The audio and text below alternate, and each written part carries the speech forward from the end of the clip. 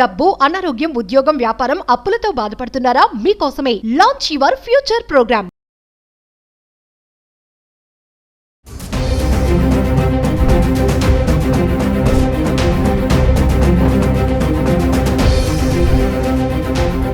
నమస్తే, welcome back to Suman TV. Present మనతో పాటు ఉన్నారు consumers affairs committee chairman Mandari Krishnareddy గారు. నమస్తే సార్. నమస్తే మేడం.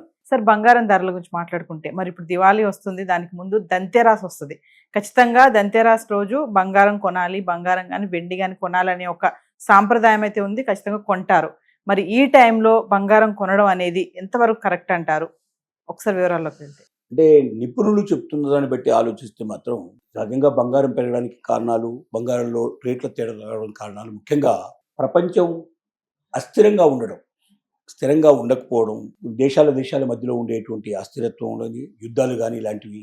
రెండోది ఆర్థిక పరిస్థితులు కూడా ఆర్థిక మాంద్యంలోకి నెట్టబడేటువంటి దేశాల వల్ల, సంస్కరణలు తీసుకురావడం వల్ల, సుంకాలు బాగా పెంచడం వల్ల, అమెరికన్ సుంకాల వల్ల, రియల్ ఎస్టేట్ పడిపోవడం వల్ల, స్టాక్ మార్కెట్లు సరిగ్గా ఫ్లక్చువేషన్స్లో ఉండడం వల్ల, స్థిరంగా ఉండకపోవడం వల్ల, ఇలా రకరకాల కారణాల చేత మనకు బంగారం రేట్లలో కుదింపులు అనేవి పెరగడం తగ్గడం అనేది జరుగుతూ ఉంది. పెరగడానికి ముఖ్యమైన పరిస్థితులన్నీ ఇప్పుడు ఉండటం వల్ల పెరుగుకుంటూ వస్తూ ఉంది. ముఖ్యంగా ఆర్థిక నిపుణులు ఏం చెప్తున్నారంటే, ఒక ఔన్స్ బంగారం ప్రపంచ దేశాల లోపల 6 నెలలు 8 నెలలు, ఒక సంవత్సరం కింద చూస్తే లెక్క, ఒక సంవత్సరం క్రితమే లెక్క తీసుకుంటే $2,800 ఉండేటువంటి ఒక ఔన్స్ ధర ఇవాళ $3,800 నుంచి $4,000 పెరిగింది.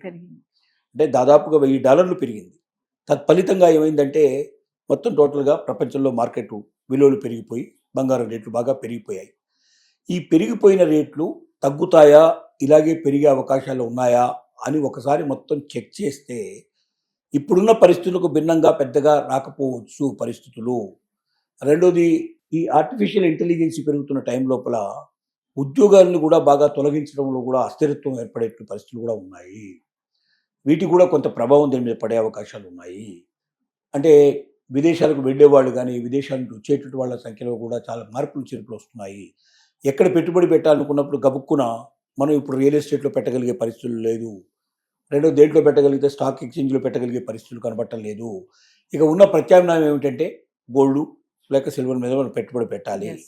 వీటి మీద పెట్టుబడి పెడితే ఈ పెట్టుబడులు మనకు రాబడిని ఇచ్చే అవకాశాలు ఉన్నాయా అంటే, ఖచ్చితంగా మిగతా అన్నిటితో పోల్చినట్టయితే, ఈ 6 నెలలు ఒక సంవత్సరం కాలం తీసుకున్నట్టయితే మిగతా ఏ రంగంలోనూ కూడా లేనంత ఎక్కువ రేటు, అధికంగా చొచ్చుకుపోతున్న పరిస్థితి, రోజు రోజుకు తేడాలు వస్తున్న పరిస్థితి.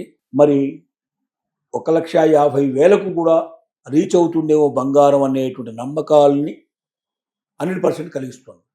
20,000-25,000, 30,000 మధ్యలో ఇప్పుడు ఊగిసలాడే పరిస్థితులు ఏర్పడ్డాయి కాబట్టి 1,25,000, 1,30,000 మధ్యలో తప్పనిసరిగా ఇది $1,50,000 దీపావళి దాటే లోపల కూడా జరిగిన ఆశ్చర్యపడాల్సిన అవసరం లేదని చాలామంది నిపుణులు చెప్తున్నారు.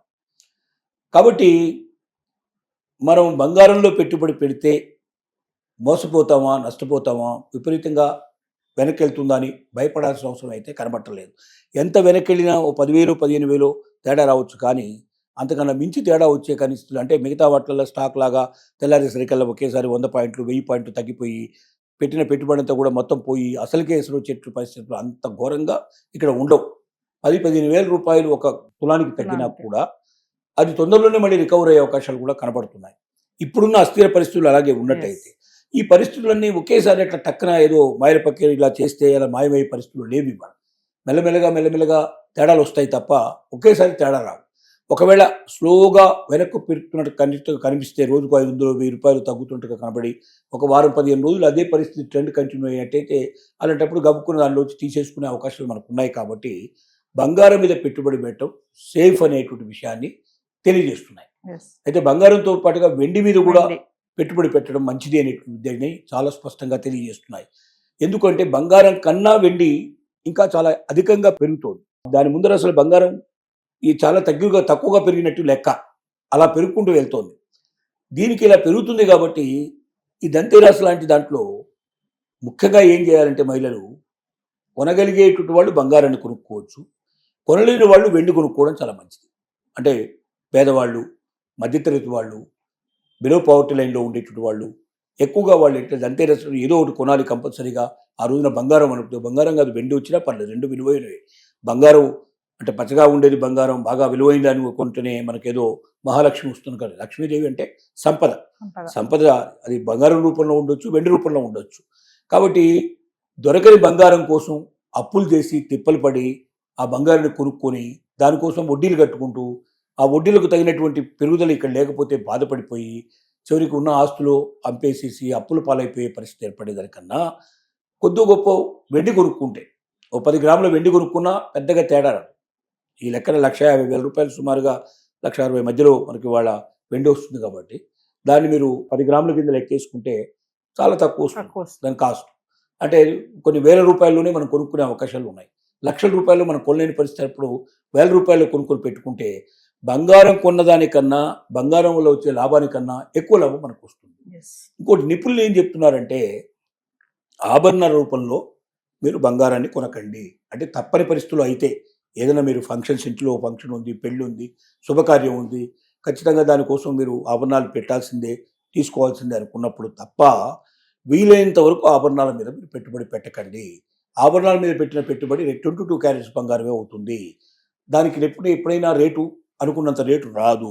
రెండోది దాన్ని లెక్కగట్టేటప్పుడు కూడా ఏం చేస్తారంటే ఇవి తీసేసి అవి తీసేసి కొన్ని ఏంటంటే మనకు స్పష్టంగా చెప్పరు అమ్మేటప్పుడు.